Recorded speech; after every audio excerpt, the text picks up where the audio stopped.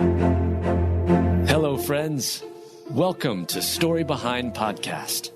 This is the show for people who love hearing a good story and who believe the world could use more positivity. We're the team behind GodUpdates and God2, and we hope these weekly short stories will brighten your day.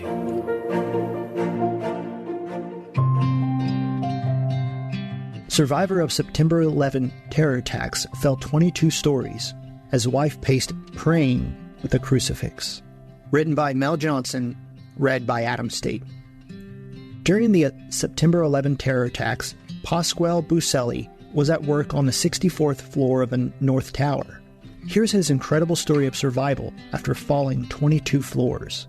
September 11, 2001 started out as just another typical day for Pasquale. He headed to the North Tower at the World Trade Center where he worked as a structural engineer on the 64th floor.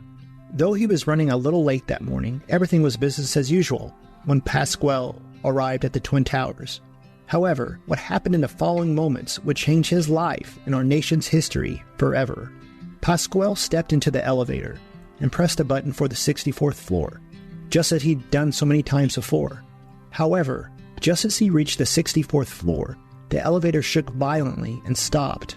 The lights flickered, and then the car immediately descended back to the 44th floor. When the doors opened, Pasquale described the scene as complete mayhem. People were screaming and running around, and heavy smoke made it difficult to see much.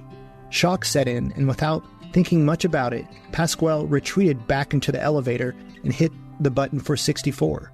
This time, the elevator stopped on the 64th floor as usual, and when Pasquale stepped into the office, he found about 15 co-workers remained there. No one knew quite what was going on, but security had instructed them to stay put in order to keep the stairwells free for firefighters.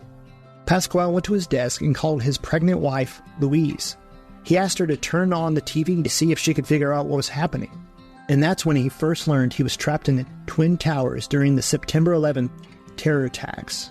After informing Pasquale the situation, Louise urged him to get out of the building. They hung up, and she turned to a cross hanging on the wall in their home. God, Jesus, please just be with him right now, she recalls praying. Louise then grabbed the crucifix and kept it with her the whole day, praying for God to bring her husband home safely. Meanwhile, Pasquale and his co-workers waited on the 64th until they started seeing smoke coming into their office, so they decided to leave. They all headed to the stairwell and began their descent. Things were going smoothly until they hit the 22nd floor. At that point, things began to rumble and they could hear things falling from above. Pasquale instinctively jumped into the corner of the stairwell and curled into a ball. Just moments later, Pasquale felt the wall give way. I felt the walls next to me crack and buckle on top of me, he said. Then he started falling, and in those seconds, he remembers praying for his family. Some hours later, Pasquale Buzzelli awoke on a concrete slab atop a huge pile of rubble. Smoke and dust filled the air, and he pulled his shirt over his face to help him breathe. Explosions went off all around him, and fires raged. Soon, a firefighter appeared, and finding Pasquale alive amidst all the rubble astonished him. The firefighters got Pasquale to safety. Miraculously, Pasquale returned home to his wife that evening.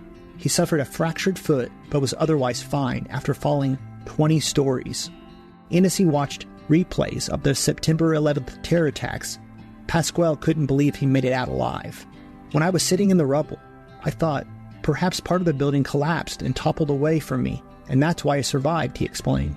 When I actually saw it fall straight down, I was in that concentration of forces, in that whatever happened in the middle, it's more miraculous to me that I was able to survive. Pasquale's physical injuries healed fairly quickly. However, the emotional toll of the terror attacks weighed heavily on his mind and heart for far longer. He wrestled to make sense of why he survived when so many others did not, and that guilt haunted him for a long time, interfering with his ability to enjoy the gift of life he'd been given. When you start to think about the numbers, it doesn't really seem possible that I'm alive, Pasquale said. There's no explanation of how Pasquale survived. It is reported that only 20 people total emerged from the World Trade Center alive on that day.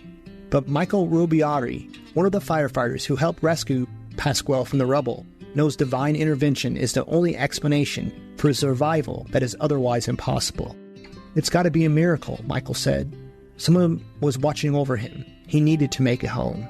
Pasquale eventually started getting help in processing the trauma he'd experienced, and he finally came to the realization that the best way to honor those who died was by living his life to the fullest, making the most of the gift he'd been given. And that's what he's been doing since that fateful day. None of us will ever forget the September 11th terror attacks. And it's hard to remember that day without also reliving the agony and anguish. However, it's important we remember the miracles too, the unity and resiliency that arose in the midst of such despair. Let us continue to pray for our country and all the people who lost loved ones on September 11th, 2001.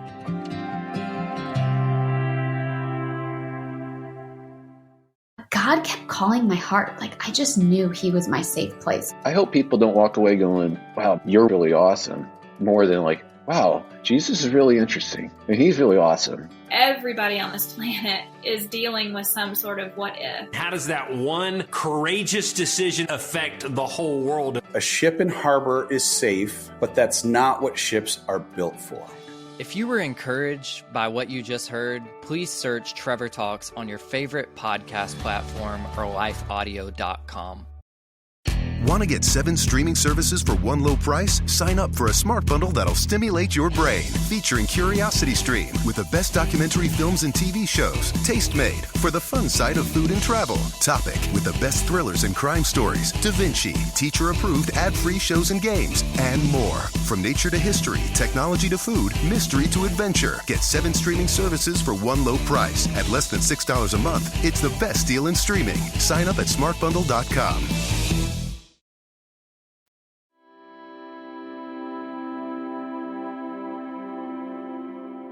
Couple going door to door to find lost dog's owner stop as they hear cries for help.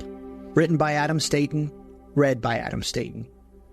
A man and a woman in Indiana were trying to locate the owner of a lost dog when they instead found an elderly man in life-threatening condition. Social media and television news broadcasts would lead one to believe kindness, consideration, and civility are of a bygone era.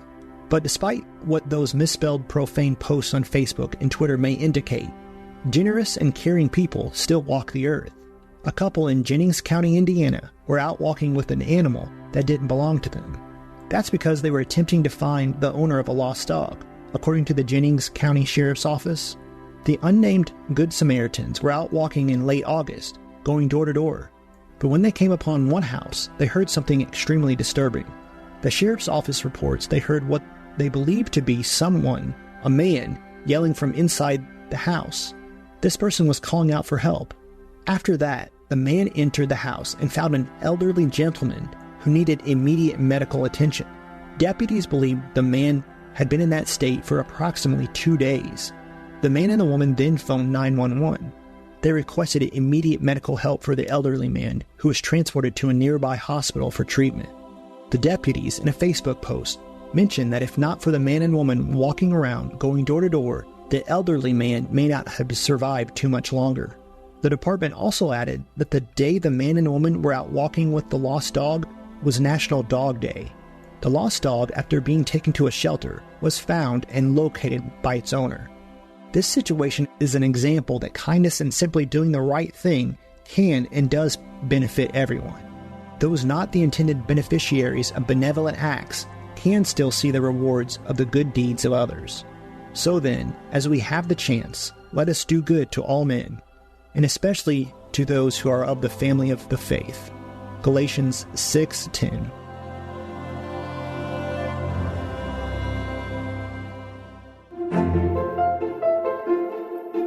Thank you so much for listening to Story Behind Podcast. We're really glad you joined us for this week's story.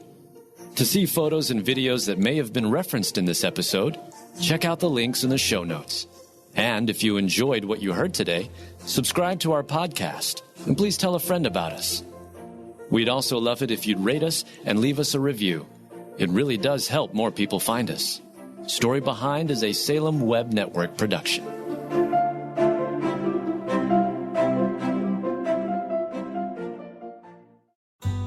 ProLifeED.org.